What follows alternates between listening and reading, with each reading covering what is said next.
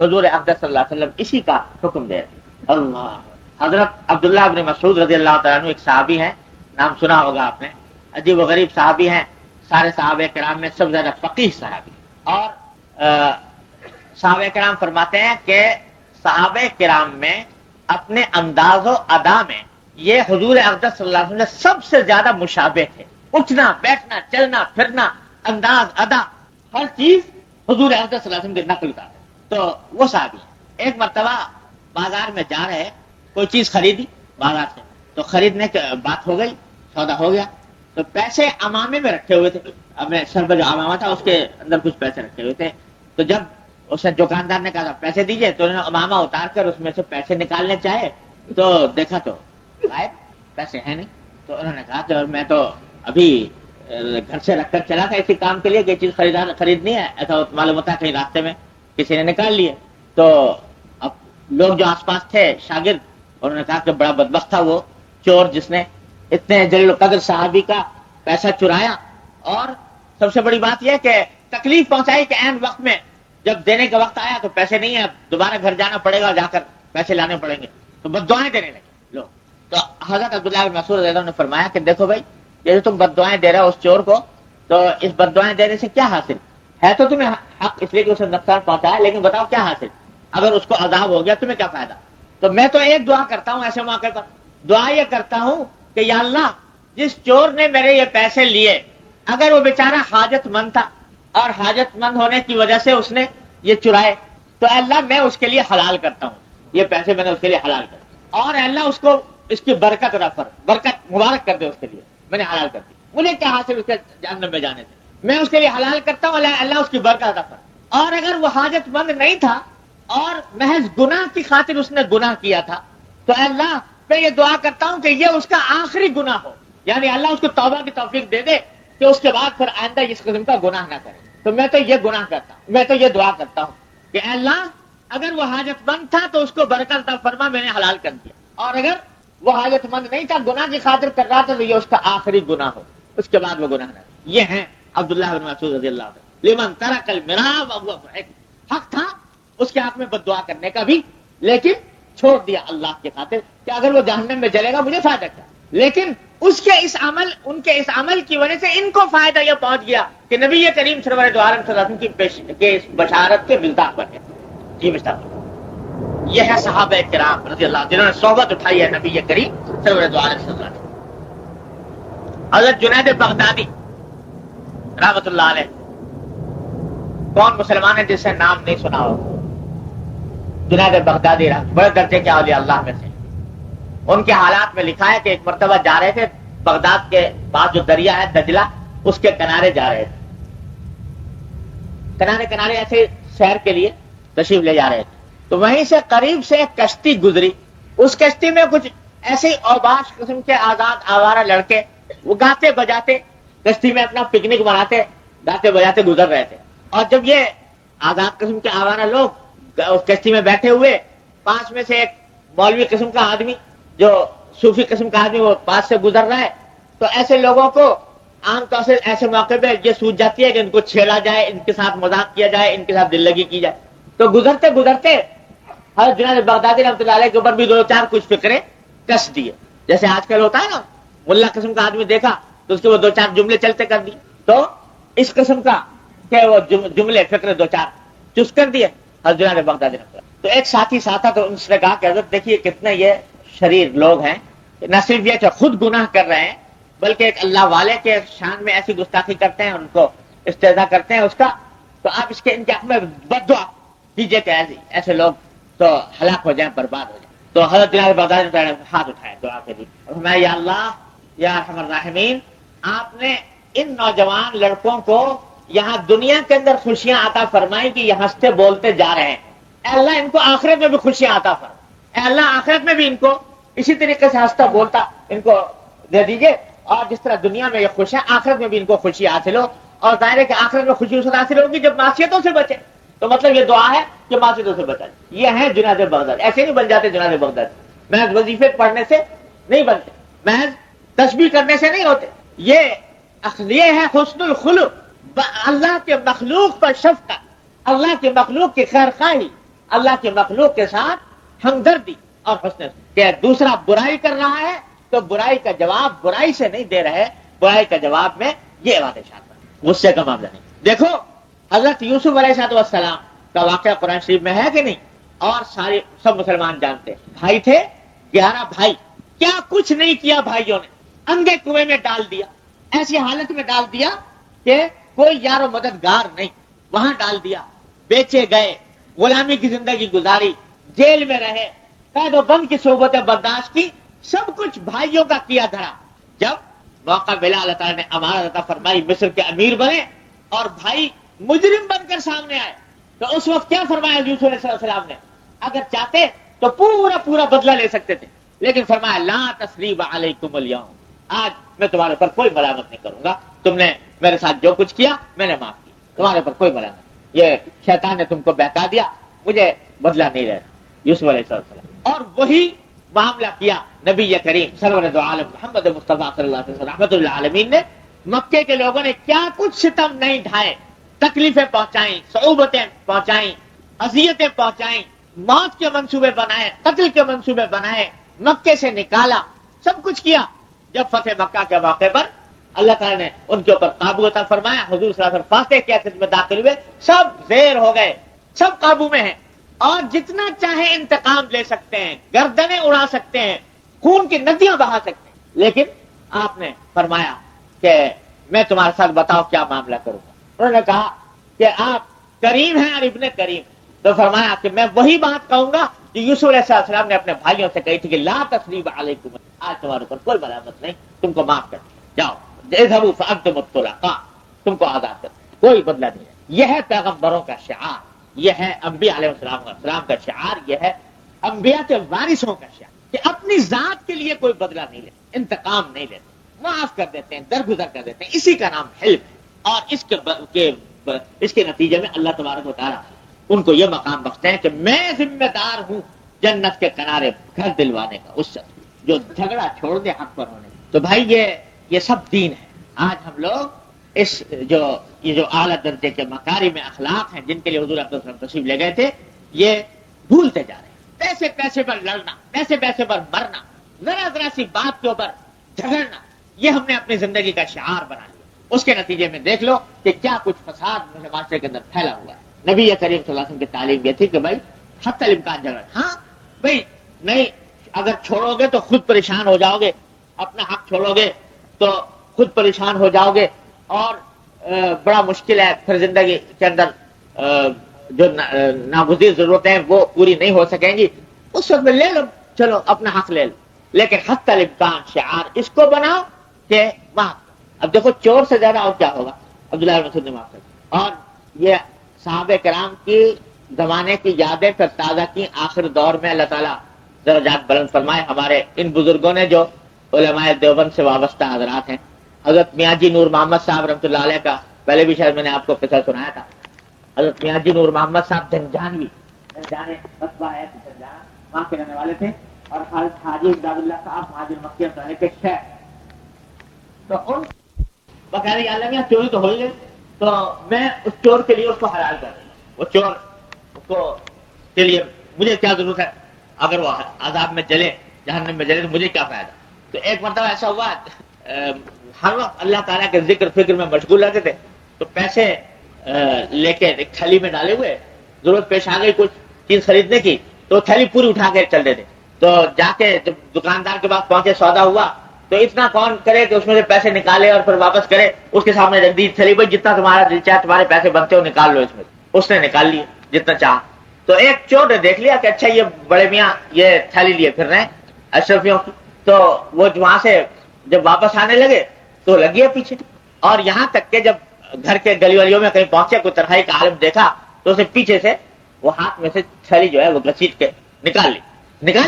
اب یہ میاں جی صاحب جو تھے انہوں نے پیچھے مڑ کے دیکھا بھی نہیں اور اپنا چلتے چلے گئے۔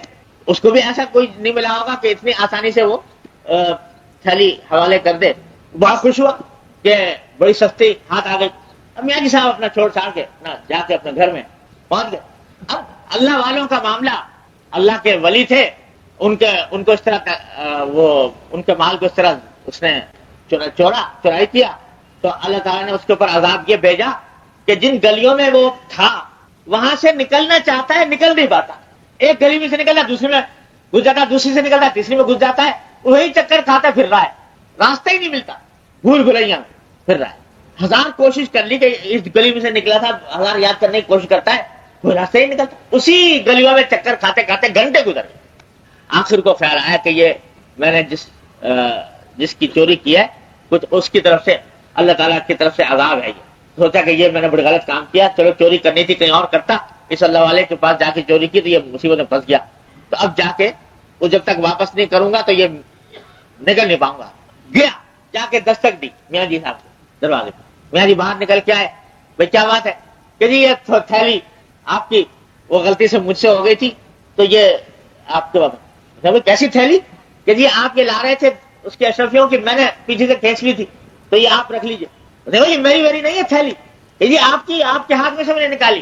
کہا کہ وہ جس وقت تم نے نکالی تھی اسی وقت میں نے اللہ میں ایسے کہہ دیا تھا کہ یہ اس کی, میں نے اس کو ہبا کر دی, حلال کر دی اس کے لیے, تو اب یہ میری نہیں, یہ تمہاری ہے, لے جاؤ.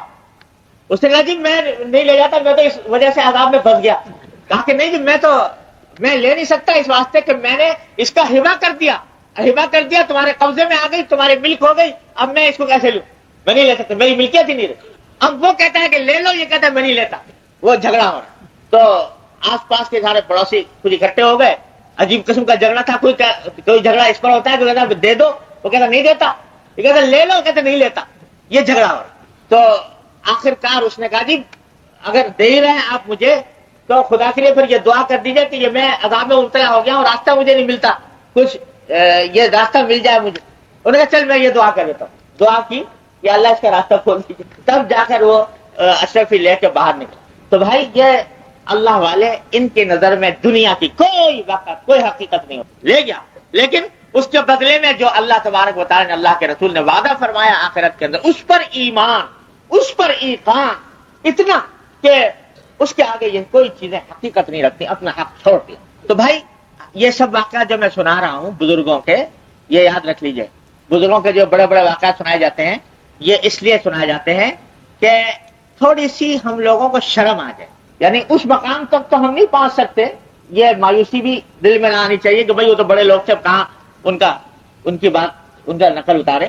تو اس درجے تک نہیں پہنچ سکتے, لیکن کچھ تو چلے اس راستے پر کہ جتنا جھگڑوں سے بچ سکیں, جتنا انتقام لینے سے بچ سکیں, جتنی معاف کرنے کی فضیلت حاصل کر سکیں وہ حاصل کر لیں. اس مقام کو نہیں پہنچ سکتے تو نہ صحیح, لیکن کچھ تو حاصل کریں. اور راستہ یہی ہے کہ جب آدمی تھوڑا سا بڑھتا ہے تو پھر رفتہ رفتہ اللہ تعالیٰ توفیق عطا فرماتے ہیں اس کو کرنے کی. یہ ہے کہ فرمایا کہ میں ذمہ دار ہوں جنت کے کنارے گھر دلوانے کا اس شخص کو جو جھگڑا چھوڑ دے چاہے حق پر ہو. وَبِبَيْتٍ فِي وَسَطِ الْجَنَّةِ لِمَنْ تَرَكَ الْكَذِبَ وَإِنْ كَانَ مَازِحًا. اور فرمایا کہ میں جنت کے بیچوں بیچ گھر دلوانے کا ذمہ دار ہوں اس شخص کو جو مذاق میں بھی جھوٹ نہ بولے, جو جھوٹ کو چھوڑ دے مذاق میں بھی. یعنی یہ طے کر لیا کہ جھوٹ کلمہ زبان سے نہیں نکلے گا, یہاں تک کہ مذاق میں بھی نہیں. یہ اس لیے تنبیہ فرما دی کہ بہت سے لوگ یہ سمجھتے ہیں بھائی میں تو مذاق کر رہا تھا, تو مذاق کے اندر گویا جھوٹ بولنا جائز ہو گیا. تو یاد رکھیے مذاق میں بھی جھوٹ بولنا جائز نہیں ہوتا, مذاق کے اندر بھی جھوٹ بولنا حلال نہیں, بڑا سخت گناہ ہے. تو مذاق میں بھی جھوٹ نہ بولے. حضور نبی کریم سرور دو عالم صلی اللہ علیہ وسلم نے بھی مزاح فرمایا. آپ ایسے خشک نہیں تھے کہ بس یعنی کوئی آدمی کبھی کوئی شگفتہ بات ہی نہ کرتے ہو. آپ بڑی شگفتہ رہتے تھے اپنے صحابہ کرام کے ساتھ اور ازواج مطہرات کے ساتھ. مذاق بھی فرماتے, لیکن مذاق بھی ایسا جس میں کوئی خلاف واقعہ بات نہ ہو, کوئی جھوٹ نہ ہو اور مذاق بھی ہو جائے. ایک بوڑھی عورت آئی اور آ کر کہنے لگی کہ یا رسول اللہ مجھے ایک اونٹ دے دیجئے, مجھے کہیں سواری کے لیے ضرورت ہے جانے کی, ایک اونٹ دے دیجیے. تو حضرت نے فرمایا کہ بھائی ہم تم کو اونٹ کا بچہ دیں گے. تو وہ رونے لگی تھوڑا دیر, یا رسول اللہ میں اونٹ کا بچہ لے کے کیا کروں گی, وہ تو سواری کے قابل نہیں ہوگا اور میں سواری کرنا چاہتی ہوں. تو آپ نے فرمایا کہ بھائی جو بھی اونٹ دیا جائے گا وہ کسی نہ کسی اونٹنی کا بچہ تو ہوگا, تو چاہے وہ بڑا ہی کیوں نہ ہو لیکن اونٹ کا بچہ تو ہوگا کسی نہ کسی کا. اس واسطے میں جو تم کو کہہ رہا ہوں کہ اونٹ کا بچہ دوں گا تو یہ کوئی ایسی بات نہیں, وہ بھی تو اونٹ کا بچہ ہوگا. اب یہ مزاح فرمایا لیکن کوئی بات خلاف واقع. ایک عورت آئی وہ بھی بوڑھی عورت تھی، اس نے آ کر عرض کیا کہ رسول اللہ میری دعا کر دیجئے کہ اللہ تعالیٰ مجھے جنت میں داخل کر.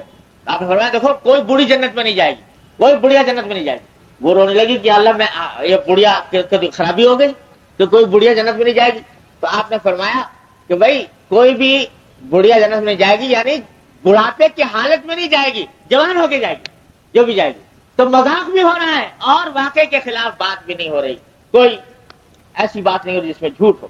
تو آپ نے فرمایا کہ جو شخص جھوٹ بولنا چھوڑ دے مذاق میں بھی، اللہ تبارک و تعالیٰ اس کے لیے میں ذمہ دار ہوں جنت کے بیچوں بیچ کر دلوانے.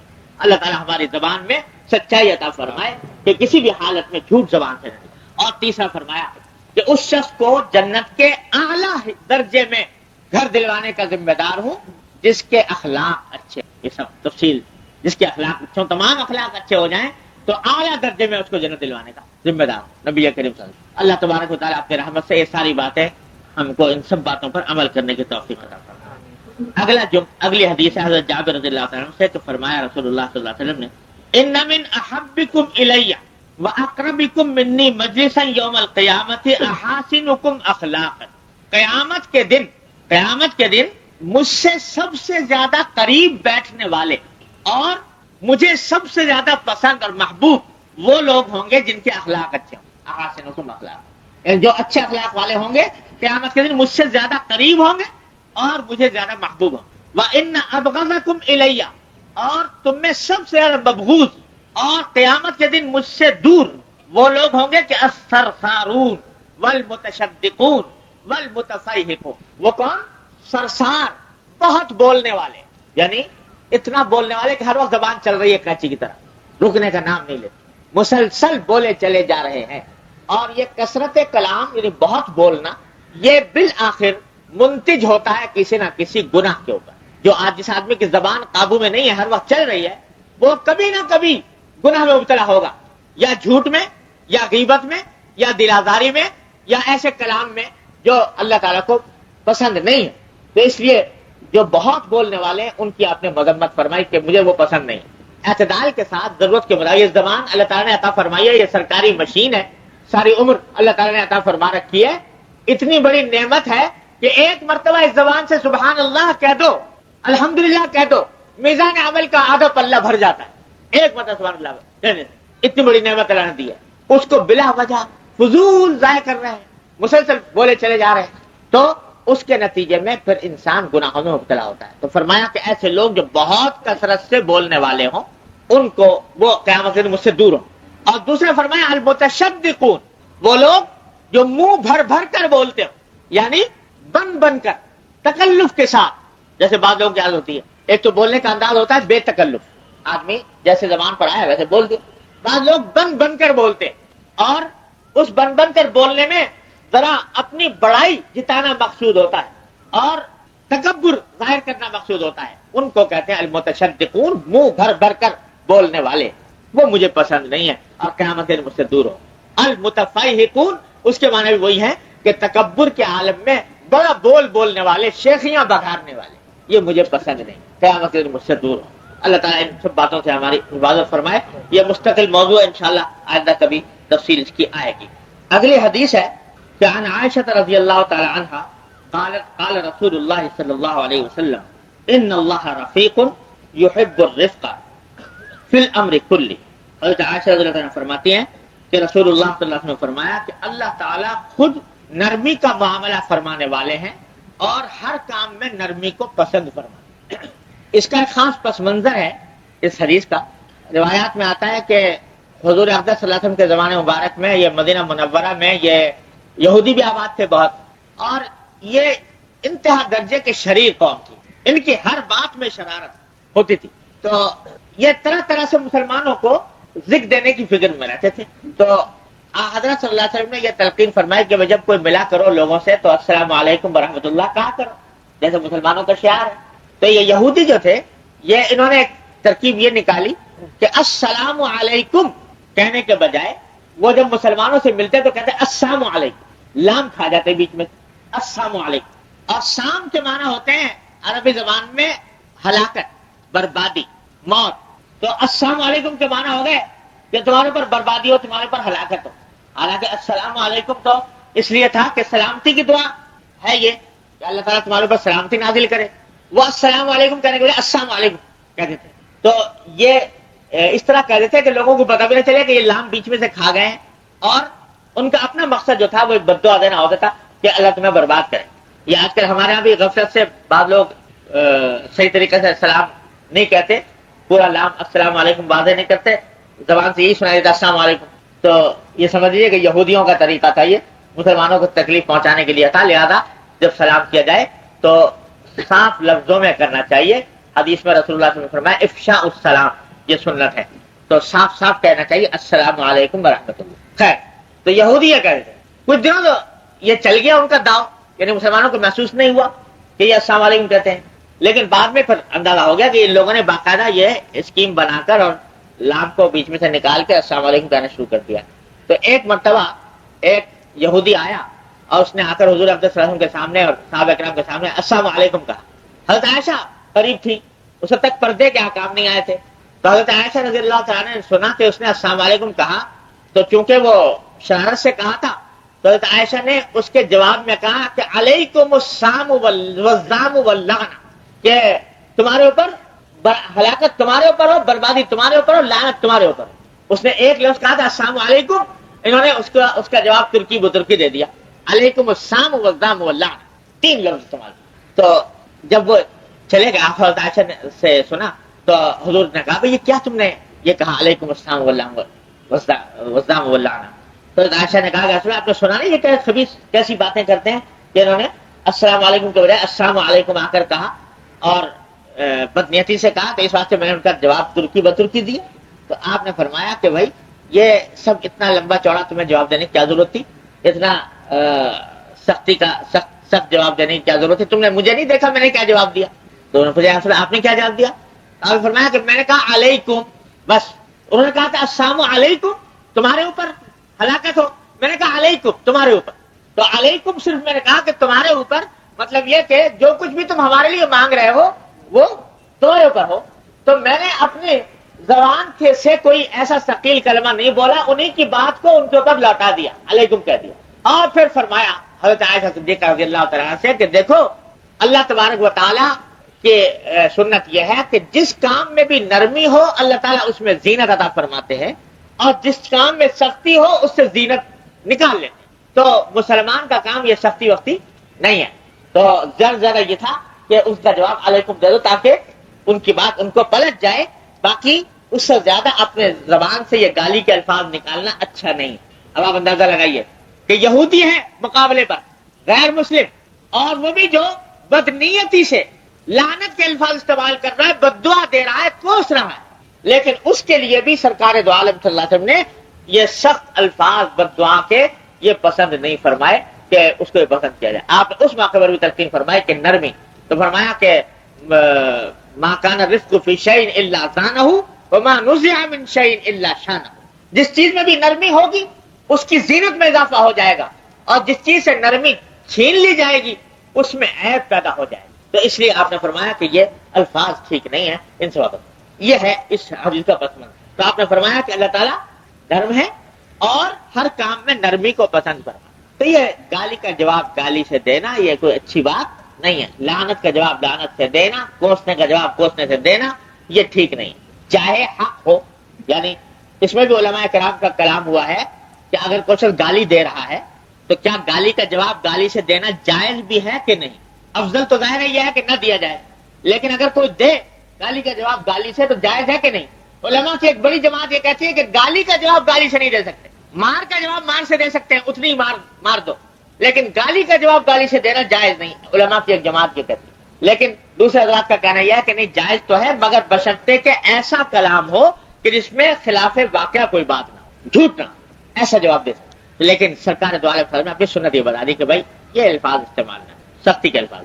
اب بتاؤ جب کافروں کے ساتھ یہ حال ہے تو مسلمانوں کے ساتھ صاحبان ایمان کے ساتھ کیا تاکید ہوگی کہ ان کے ساتھ معاملہ نرمی کا کرو, ان کا ذکر نرم الفاظ میں کرو, کتنا ہی سخت حالات ہو, مشتعل ہو کر, اور گالی کے الفاظ استعمال نہ کرو.